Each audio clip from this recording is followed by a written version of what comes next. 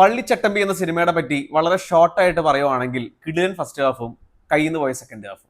1960 എന്ന കാലഘട്ടം, കാണിയാർ എന്നൊരു നാട്. ആ നാട്ടിൽ കമ്മ്യൂണിസ്റ്റുകളും അതേപോലെ പള്ളിക്കാരും തമ്മിൽ എന്നും സംഘർഷം. ആ നാട്ടിലെ മിക്ക പള്ളിക്കാരും കമ്മ്യൂണിസ്റ്റുകളായി മാറുന്ന ഒരു സമയം. അങ്ങനെ ഇരിക്കെ ആ നാടിന് കാവൽക്കാരനായി വരുന്ന കൃഷ്ണൻപിള്ള, ഇതാണ് പള്ളിച്ചട്ടമ്പി. ഇങ്ങനെ കഥയായിട്ട് കേൾക്കുമ്പോൾ നിങ്ങളുടെ മനസ്സിൽ എന്തായാലും വരുന്നത് ഇങ്ങനത്തെ സിനിമകൾ ഞങ്ങൾ കുറെ കണ്ടിട്ടുള്ളതാണല്ലോ എന്നായിരിക്കും. പക്ഷെ എന്നാലും ഞാൻ പറയുവാണ്, ഈ സിനിമയുടെ ഫസ്റ്റ് ഹാഫാണ് ഈ സിനിമയുടെ ഏറ്റവും ബിഗ്ഗസ്റ്റ് സ്ട്രെങ്ത്.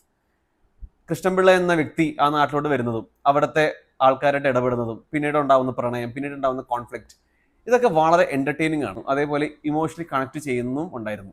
പിന്നീടാണ് ഈ സിനിമയുടെ സർപ്രൈസ് ക്യാമിയോ വരുന്നത്. ആ സർപ്രൈസ് ക്യാമിയോ അതൊരു വില്ലൻ കഥാപാത്രമാണ്. അത് പ്രസന്റ് ചെയ്ത രീതി ഗംഭീരമായിരുന്നു. നമുക്ക് തന്നെ നമ്മുടെ മനസ്സിൽ നമുക്ക് വരും, ഓ ഡിജോ ജോസ് ആന്റണി ഈസ് ബാക്ക്, ഒരു പവർഫുൾ കംബാക്ക് തന്നെയാണ് നമ്മുടെ മനസ്സിൽ തന്നെ വരും. പക്ഷെ അങ്ങനെയല്ല. പക്ഷെ അതിനുശേഷം ഈ സിനിമ കംപ്ലീറ്റ് കൈവിട്ട് പോകുന്നതിന് റീസൺ ആണ് ഈ സിനിമയുടെ സ്കെയില് മാറുവാണ്. ആ ഒരു സ്കെയില് മാറിയതിന് ശേഷം ഇതിന്റെ കഥയ്ക്കാണെങ്കിലും റൈറ്ററിനാണെങ്കിലും ഡയറക്ടറിനാണെങ്കിലും ഹാൻഡിൽ ചെയ്യാൻ പറ്റാത്ത രീതിയിലായിപ്പോയി. ഈ ഒരു സിനിമയുടെ സ്കെയില് ആദ്യത്തെ ഫസ്റ്റ് ഹാഫ് പോലെ തന്നെ നോർമൽ ആയിരുന്നെങ്കിൽ ഈ സിനിമ ശരിക്കും കൊളുത്തിയനെ. പക്ഷെ കംപ്ലീറ്റ്ലി നമുക്ക് സെക്കൻഡ് ഹാഫിൽ വളരെയധികം ലേസി റൈറ്റിങ്ങും ലേസി ഡയറക്ഷനും നമുക്ക് എടുത്ത് കാണാൻ സാധിക്കും. അതേപോലെ സിനിമ എൻഡ് ചെയ്ത രീതി എന്തുകൊണ്ട് അങ്ങനെ എൻഡ് ചെയ്യുന്ന പോലും എനിക്ക് മനസ്സിലായില്ല. ഇത്രയും വീക്കായ എൻഡിങ് ഞാൻ ഈ അടുത്ത കാലത്ത് ഞാനൊരു സിനിമയിൽ കണ്ടിട്ടില്ല. അതും ഇത്രയും ആന്റിസിപ്പേറ്റഡ് ആയ ഒരു സിനിമയിൽ നിന്ന് ഇത്രയും വീക്ക് എൻഡിങ് പ്രതീക്ഷിച്ചില്ല. അതല്ലാണ്ടും ഈ സിനിമയിൽ കുറെ അൺഎക്സ്പെക്ടഡ് ആയ സർപ്രൈസുകളുണ്ട്.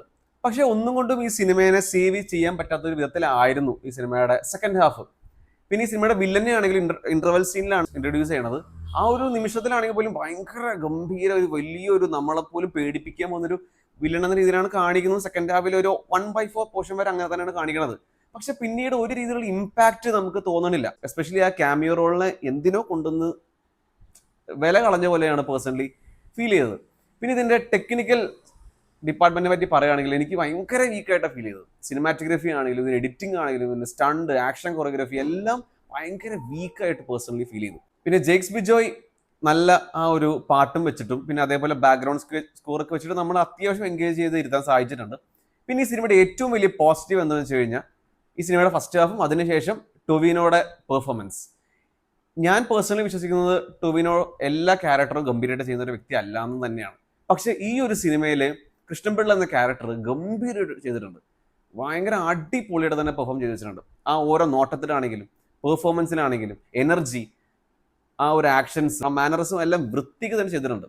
എനിക്ക് തന്നെ തോന്നിയത് റീസെന്റ് ബെസ്റ്റ് ടൊവിനോയുടെ പെർഫോമൻസ് തന്നെയാണ് ആ ഒരു ക്യാരക്ടറിൽ തന്നെയാണ് എനിക്ക് പേഴ്സണലി തോന്നിയത്.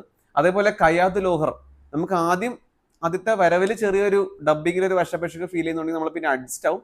നന്നായിട്ട് തന്നെ ഇമ്പാക്ട്ഫുൾ രീതി തന്നെ പെർഫോം ചെയ്തിട്ടുണ്ട്. പിന്നെ വിജയരാഘവൻ നന്നായിരുന്നു. അതേപോലെ വേറെയും കുറെ സപ്പോർട്ടിങ് ആക്ടേഴ്സ് ഉണ്ട്. എല്ലാവരും അവരുടെ റോൾസിൽ വലിയ കുഴപ്പമില്ലാണ്ട് തന്നെ ചെയ്തു പോയിട്ടുണ്ട്. പിന്നെ അതേപോലെ ടൊവിനോയുടെയും കയാദോടെയും കെമിസ്ട്രി, അവരുടെ റൊമാൻറ്റിക് സീൻസും അവരുടെ ആ ഒരു ഓരോരോ രംഗങ്ങളും ഓരോരോ മൊമെന്റ്സും ഈ സിനിമയുടെ വലിയൊരു ഹൈലൈറ്റഡ് നിമിഷങ്ങൾ തന്നെയാണ്. ഓവറോൾ പറയുകയാണെങ്കിൽ തിയേറ്ററിൽ കാണാനുള്ള മെയിൻ ഫാക്ടേഴ്സ് ആണ് ഈ സിനിമയുടെ എന്റർടൈനിങ് ഫസ്റ്റ് ഹാഫും സെക്കൻഡ് ഹാഫിലെ ആ ഒരു ക്യാമിയോയും.